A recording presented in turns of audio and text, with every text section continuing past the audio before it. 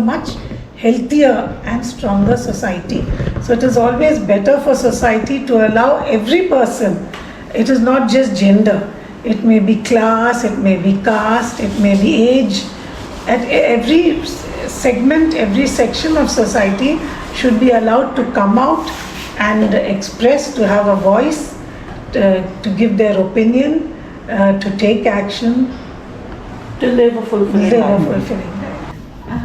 I'd like to ask you, you were the director of the police academy.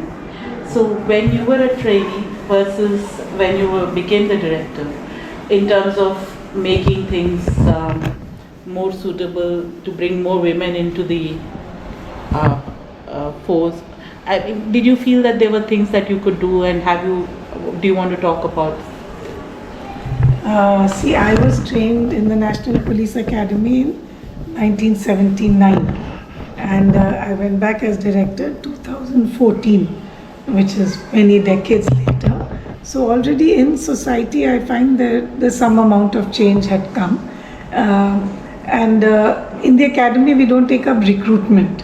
So getting more women in is not really a part of the job chart of the academy. But to make training more inclusive, definitely for women, as I said, the time had also brought a lot of changes. And yes, we brought in things like, getting more equipment which is suited physically for a woman's physique, uniform items, training items. And there were more women already. I mean, from being one woman in the batch, now every batch has close to 15 or 20 women. So that has been some amount of growth. But I would also feel that at the same time, we are not going at the pace we should. There definitely should be more recruitment of more women, though the Union Public Service Commission, the state public service commissions, the state recruitment boards are trying to give a push to women. We still need more and more women to come into service and to be included. Unless every segment of society is inclusive, it will not reach this level. For example, every party has been talking about having 30%, 33% reservation. Now they talk about it, they say it is a policy, they say it is a guideline, but it never really translates onto the ground. So to an extent, things have to come. Yes, there has to be some amount of force from the top.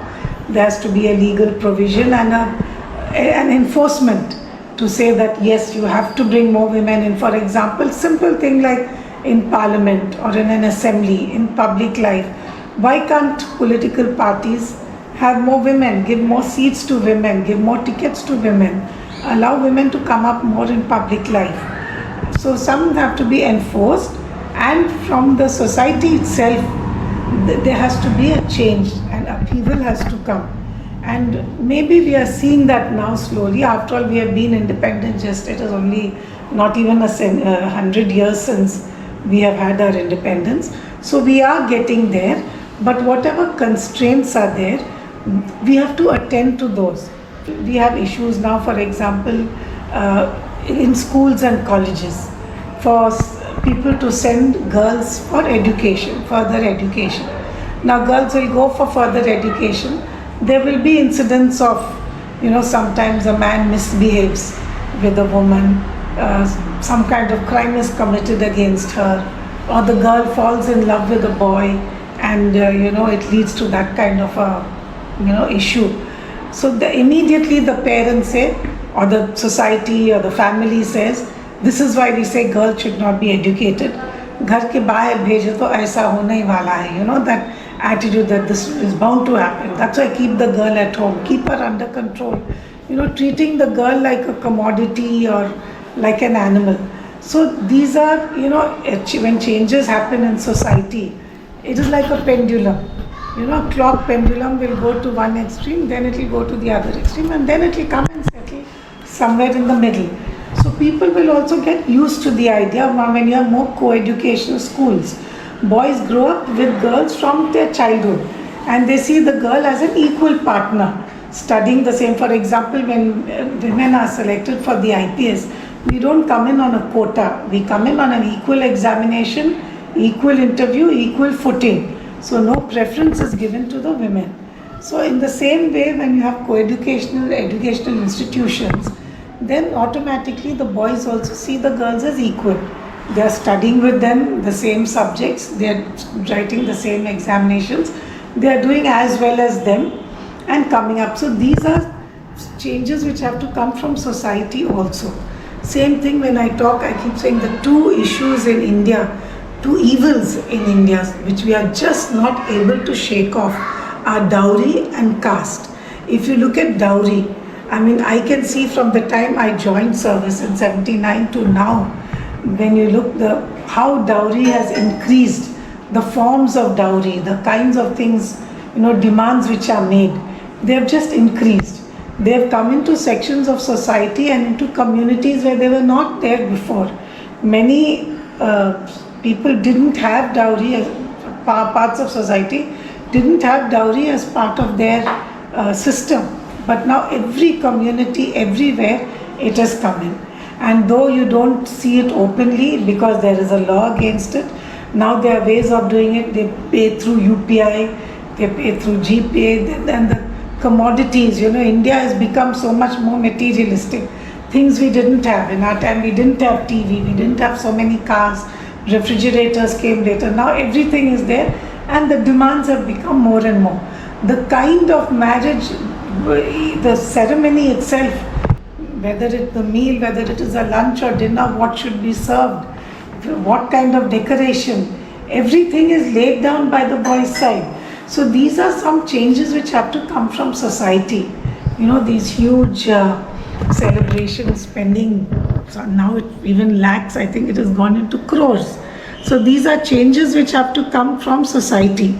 So laws are there and laws are important because you need to have punishment wherever it is possible.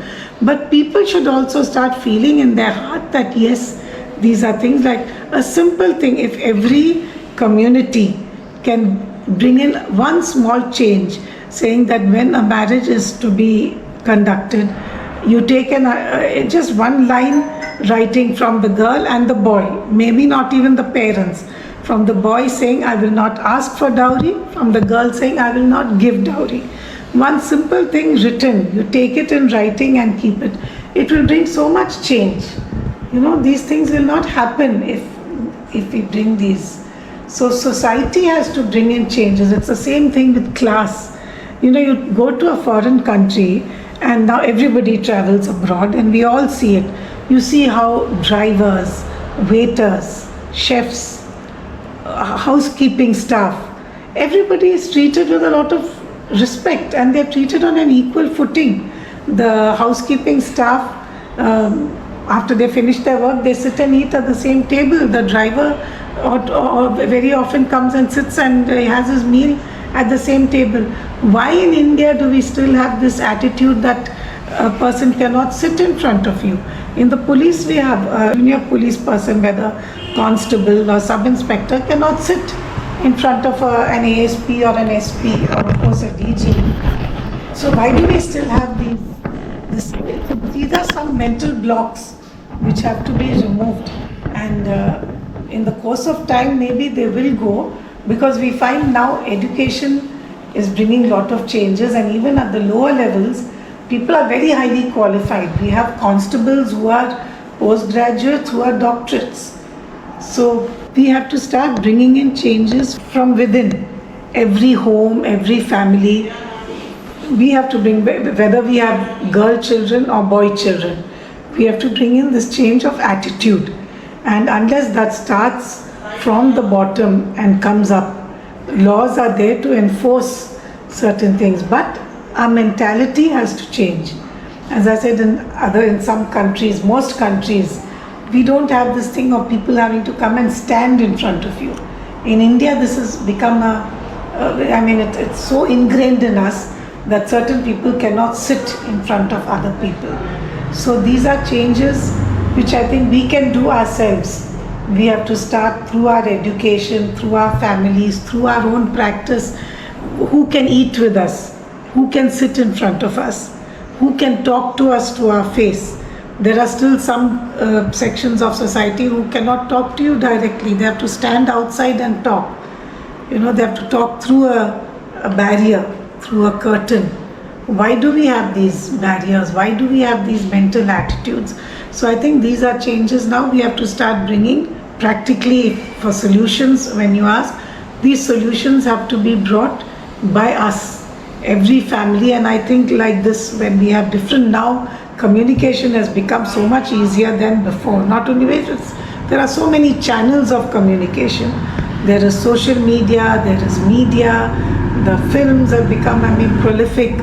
So let us use all these channels to bring about these changes in attitude and in mentality. Unless it comes into each person and from the ground level, it will not come to the top. These are prescriptive thoughts. Auntie, how do you feel several years of your career and post? What do you feel is the current state of women's empowerment? Do you feel that really we are going backward, or where are we today? And we have talked about how society as a whole has to change, and there is a certain amount of change, but it needs to do more. But from a legal perspective, from the laws that have been framed or the implementation, and how maybe like a synthesis of these, is there anything that you would want to talk about? While women have come into every field, I think we are still at a stage where men of course dominate every field, politically, socially, in the family, everywhere. And it's very important that we give more women important roles. There are still many fields where women have not been able to come up to the top. And I think it is important now for the men who are controlling society to have a change in their attitude towards women, to allow more women to come into the top levels. They allow the women to come in at a lower level and up to a point. But beyond that point, we find that there is a mental block. So I think that mental block among the men has to go. Whether, as you know, politically we have had a woman prime minister. We have had a few chief ministers. We have had a few women in public life, in bureaucracy, who have reached the top. But routinely, we must have more and more women to reach that top level. Unless they reach that absolutely at the top, there will always be this feeling of suppression. So actually, in terms of participation and bringing yourself out into public life, one of the key things that hold women back is the perception that they need to focus more on their family, that a woman who's out there handling her career is somehow neglectful in she's not taking care of her responsibilities as a mother or wife or daughter or whatever it is. Rather, she's being self-centered or selfish and looking for her own personal gain when she goes out into the public arena. So, how would you like to talk about this and how balance works, and also in terms of perception? Yeah, balancing career and family is, I think, a major challenge that all women feel. And today's society has changed to a large extent, and we find that men and boys also are playing an important role in the home, whether it is in bringing up children or performing duties at home. So that is one change which has come. But yes, it is a big challenge, because every woman, when she is away from her children, goes through a feeling of guilt. And you always feel guilty that I'm leaving my child when my child needs me. Should I be there at home, at meal time, at sleep time, study time, homework? If the child doesn't do well in school, the mother always feels guilty that maybe if I was not working, maybe if I had spent more time with my child, with studies, the child would have done better. So I think this is something which we all have to face, but at the same time balancing. We hear very often now psychologists talk of quality time. So quality time is really something that is important. The time you spend with your child is very important, how you spend that time. Rather than if you're sitting with your child and watching TV, or you're sitting with your child and you are reading a book or doing your own thing while your child is just left to fend for herself or himself, that is not really quality time. So just being present is not enough. So when you are with your child, what you do, how you do things together, and then instill in them the sense of values. The values which you have, you try to put into your child. Those are the things which are really important, and I think as children grow, that is where they start realizing. And balancing this family and career is really very important. We all find at some point or the other, we have to look for help outside. Somebody has to be there to help you, either your own spouse or with children I'm talking, your own spouse or your parent or your in-laws, or just some help from outside. You have to have some kind fallback system to assist you. You can't do it yourself. Even women who are not working do that. They look for help outside. So there is nothing unusual, there is nothing wrong, there is no need to feel guilty about it. So taking a help of an outsider, a teacher, a principal, somebody who will take on some responsibility with the child, is always good. And that is how we really have to learn to balance. And children who see their mothers working, children who see their mothers with a career and see how she is successful, grow up with a much healthier attitude. When they get married, when they have wives, men who have wives, men who then have become fathers, will be much more understanding and much more inclusive in their attitude than a boy child who has been excluded. For example, I would like to say, when I have two sons, and for both my sons, my husband and I were almost never posted together. So when my elder son was 1 month old, I was sent on a posting as a district superintendent of police, whereas my husband was in another place. So being alone, first one, then a second child, brought its own challenges. And I found that I used to take them with me when I used to go on tour. I had a big basket. I used to carry my child in the basket in the car. And as far as possible, of course I had somebody to help, but take them around everywhere, and as far as possible try to get involved in bringing them up. I bathed both my children right through, feeding, that kind of thing you try to do as much as you can, so that from babyhood itself, the child feels a certain attachment to the mother. And though you're not there all the time, 24 hours, but when you are there, it makes it more meaningful for the child to have you there. In terms of work-career balance and thing, can we also talk about how you work with your spouse, that interaction worked out? Because a lot of the time women do find that it is their spouse that is upset or holding them back when they are trying to forge ahead in their career. In fact, I was married twice, and my first marriage was my batchmate, and it was an inter-region, interfaith marriage, and we were totally, from different kinds of backgrounds, but he was very supportive and very encouraging.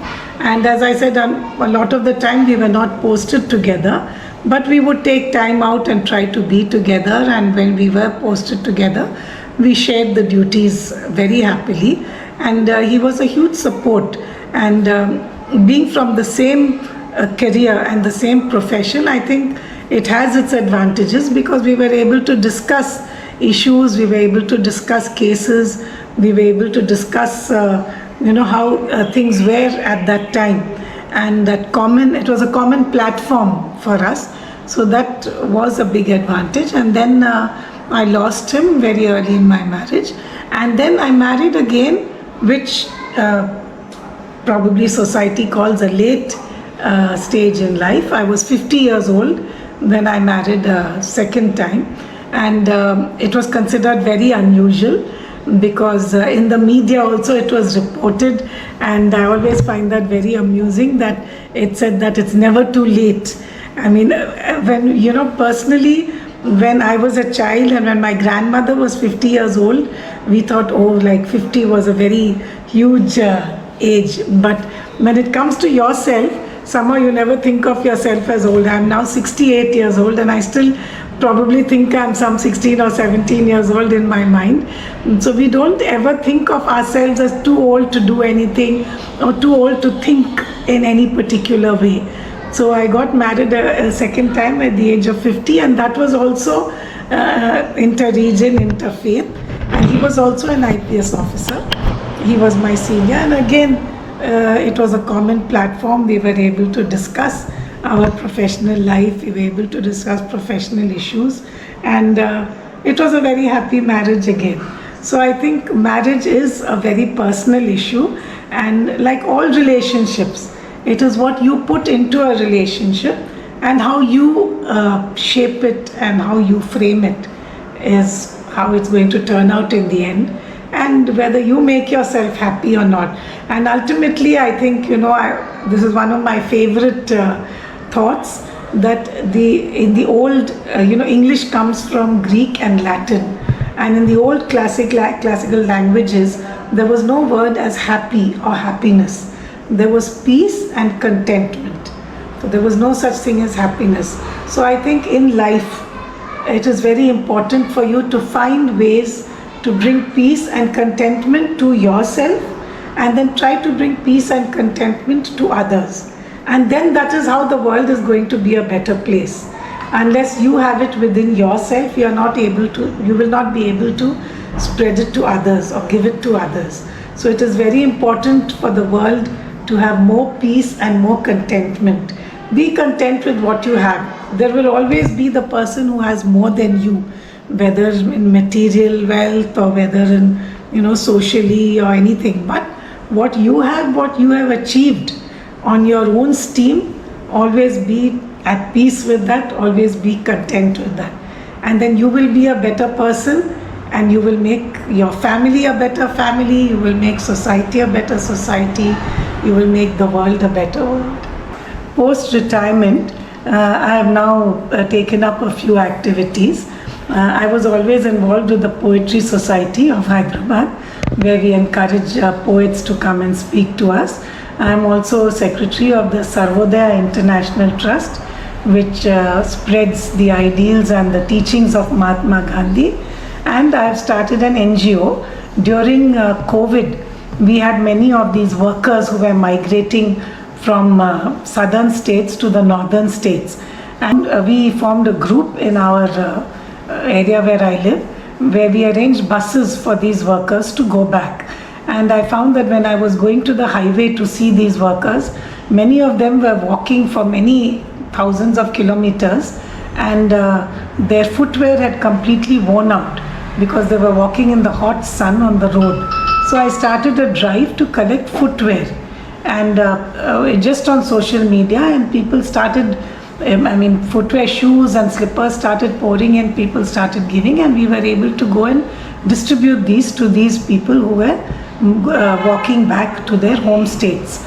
Now seeing this, one of my colleagues from Bombay, Mr. Shivanandan, he was the DGP of Maharashtra earlier and also the Commissioner of Police Bombay. He has an NGO called Roti Bank Mumbai.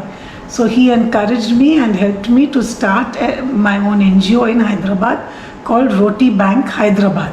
So every day we cook and distribute rice, dal and a vegetable, and on some special days we add a fruit, and we distribute it to all workers, to construction workers, and also to people who are living in garbage dumps, people who are in needy and living in poor areas.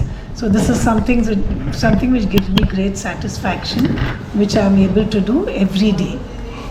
So this is a great service, and maybe not all of us will be able to actively work for it, but we can definitely contribute. And for those of us who want to contribute, how would be the best way? What can we do to help? For this, you can contribute in any way. If I don't take cooked food, people like to give either rice or dal or oil or vegetables. Some people from their farms, they send vegetables or fruit. I would take that. Or I have a bank account and people can directly contribute to the account. There is also a website called www.rotibankhyderabad.org. So people can go to that website and contribute through the website also. So they can give in cash, and they are most welcome to come along with us during the distribution. We have 2 vans which go around distributing the food. So even if they don't want to give anything, they are most welcome to come along with us and join us for the distribution, just to take part and be a part of distribution of food, the satisfaction it gives you to just feed a hungry stomach. They are most welcome to join us. Thank you so much. And I hope that our viewers will take advantage and will try to be as helpful as possible, and I hope we can all contribute. I'll definitely be one of the contributors myself. Thank and you. I hope that more people will. Thank you, Samantha, for this having me on this podcast. It has been great interacting with you, and I hope we are able to reach viewers and make a difference to at least one life. Thank you. Thank you.